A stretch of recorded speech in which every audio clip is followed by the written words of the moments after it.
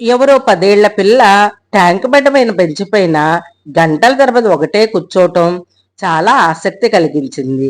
తను ఎవరి కోసమైనా ఎదురు చూస్తుందా అంటే అలా అనిపించలేదు. ఎందుకంటే వచ్చినప్పటి నుంచి సాగర్ వైపే తిరిగి కూర్చుందే తప్ప కనీసం ఒక్కసారన్నా తల వెనక్కి తిప్పి రోడ్డు వైపు చూడలేదామా. పల్లీలు, ఐస్ క్రీంలు అమ్మేవాళ్ళు, సాయంత్రం సరదాగా షికారుగా వచ్చిన వాళ్ళ సందడి, వాహనాల రొదళ్ళు ఏమీ ఆమె ఏకాంతాన్ని భగ్నం చేయలేకపోయాయి. నాకు అనుమానం వచ్చింది.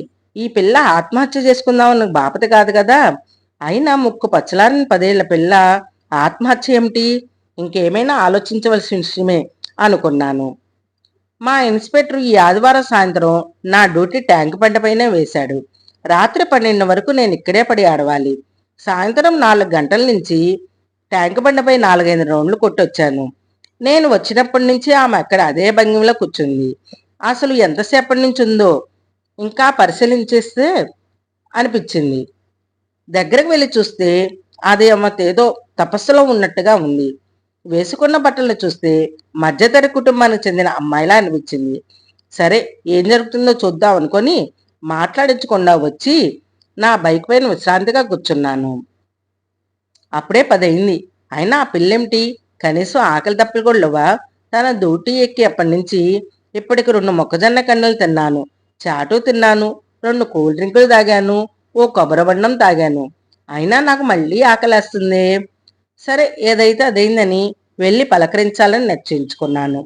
రోడ్డు దాటి వెళ్ళి ఆమె కూర్చున్న బెంచీ పైన రెండో చివరిలో కూర్చున్నాను. నేను మఫ్తీలో ఉండటం వల్ల తన డ్యూటీలో ఉన్న కానిస్టేబుల్ అని ఎవరూ గుర్తించలేదు. ముఖ్యంగా ఆ అమ్మాయి కూడా. లేకపోతే బెదిరిపోతుంది, లేదా వెళ్ళి వేరే బెంచ్ మీద కూర్చుంటుంది అనుకున్నాను. పాప, నీ పేరేమిటమ్మా అని మెల్లగా అడిగాను. సమాధానం లేదు. మరో మాట అడిగాను. సమాధానం లేదు. కొంపదీసి చెవిటి కదా అనుకుంటూ పక్క జరిగి భుజం మీద చేయేశాను. అప్పుడు ఉలిక్కపడి చూసింది. భయంతో కళ్ళు పెద్దవయ్యాయి. ఎవరమ్మా నువ్వు? మధ్యాహ్నం నుంచి ఇదే బెంచ్ మీద కూర్చున్నావు. ఇప్పటికి రాత్రి 10 అయింది.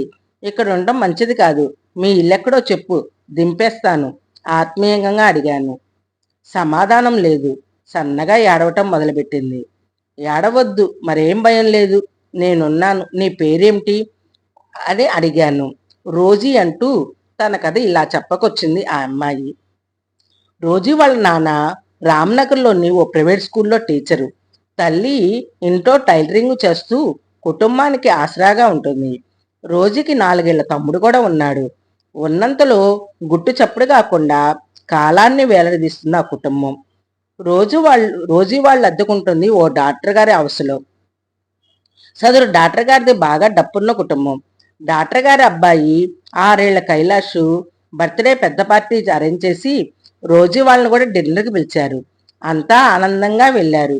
రోజీ వాళ్ళ తమ్ముడు కైలాష్తో ఆడుకునేవాళ్ళు కావటంతో అతను తన అక్క తమ్ముళ్ళని తన గదిలోకి తీసుకెళ్లి బర్త్డేకి వచ్చిన ప్రెజెంటేషన్లు సంబరంగా చూపించాడు. పిల్లలు ముగ్గురు చాలాసేపు అతని గదిలో ఆడుకున్నారు. భోజనాల తర్వాత అందరు ఎవరిళ్లకు వాళ్ళు వెళ్ళారు. మరునాడు పొద్దున్నే రోజీ తన తండ్రి స్కూల్కు బయలుదేరే వేళ ఓ పోలీస్ వ్యాన్ వచ్చి వాళ్ళ ఇంటి ముందు ఆగింది. వీధిలో వాళ్ళంతా ఆసక్తిగా గుమ్మిగూడారు. ఇన్స్పెక్టరు, కానిస్టేబుల్ రోజీ వాళ్ళ ఇంట్లో దూరి సోదా చేయడం మొదలుపెట్టారు. తండ్రి ఏమిటని అడిగితే రాత్రి డాక్టర్ గారింట్లో 2 డైమండ్ బ్యాంగిల్స్, ఓ డైమండ్ రింగ్ పోయాయని ఫిర్యాదు చేశారు. మీ పిల్లలే వాళ్ళ బాబుతో గదిలో చాలాసేపు ఆడాడట. మీ మీదే అనుమానమని వాళ్ళు కంప్లైంట్ ఇచ్చారన్నారు. అంతేకాదు, అమ్మా నాన్నలతో పాటు రోజీని, ఆమె తమ్ముడిని కూడా బెదిరించారు. ఒప్పుకోకపోతే జైల్లో పెడతా అన్నారు. వాళ్ళ నాన్నైతే కొట్టారు కూడా. వాళ్ళంతా గోలగోలగా ఏడుస్తుంటే డాక్టర్ గారి కుటుంబం వచ్చి చోద్యం చూస్తున్నారే తప్ప ఒక్క మాట కూడా మాట్లాడలేదు. ఇల్లంతా వెతికినా పోలీసులకు ఏమీ దొరకలేదు. మళ్ళీ రేపు వస్తాం, మర్యాదగా దొంగతనం ఒప్పుకోండి, కొట్టేసిన వస్తువులు తెచ్చిచ్చారా సరే, లేదంటే కుళ్ళబడుస్తాం, జైల్లో పడేస్తాం అంటూ బెదిరించి వెళ్ళారు. చెయ్యని దొంగతనం మీద పడినందుకు, నలుగురిలో అవమానం పాలైనందుకు రోజీ తల్లిదండ్రులు కుమిలిపోయారు. ఆ రాత్రే కూల్ డ్రింక్లో విషం కలిపి వాళ్ళిద్దరూ తాగటంతో పాటు పిల్లలకు తాగించారు. రోజీకి డ్రింకు చేదుగా అనిపించడంతో ఒక చుక్క తాగి బయటకొచ్చి వాంతి చేసుకుంది. రోజీ చెప్తుందంటే అసహ్యంగా కళ్ళు చెమ్మిచ్చాయి. పోలీసులు వృత్తిలో ఉన్నందుకు తొలిసారిగా విపరీతంగా సిగ్గుపడ్డాను నేను. ఏడుస్తేనే రోజీని కొనసాగించింది. ఉదయాన్నే బోలెడంత పోలీసులు ఇంటికొచ్చారు. కొందరు అమ్మా నాన్నల్ని, తమ్ముణ్ణి వ్యాన్లో ఆసుపత్రి తీసుకెళ్లారు.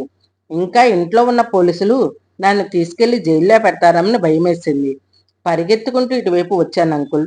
ఎటు వెళ్లాలో తెలియటం లేదు అంకుల్. నా భుజం మీద తలవాల్చి బోరుమంది రోజీ. గుండెను గేండర్లో వేసి నలగొట్టినందుకు అయింది నాకు. తప్పెవరిది, శిక్ష ఎవరికి? అయినా మా పోలీసులు కాస్తంత మానవతో ప్రవర్తించి ఉండొచ్చు కదా అని మనసులోనే తిట్టుకున్నాను. సరే, వాళ్ళు చేసిన తప్పుకు పరిహారం చెల్లించాలని నిర్ణయించుకున్నాను. అమ్మా రోజీ, నీకు ఇంకేం భయం లేదు. మా ఇంట్లో నాతో ఉండొచ్చు. ఇక్కడ నీకు మరో తమ్ముడున్నాడు, ఇంకో అమ్ముంది. ఇంక నేను నీకు నాన్నను, సరేనా? నేను పెద్ద చదువులు చదివిస్తా అంటూ ఆమె కళ్ళు తుడిచి ఇంటికి తీసుకువెళ్ళాను.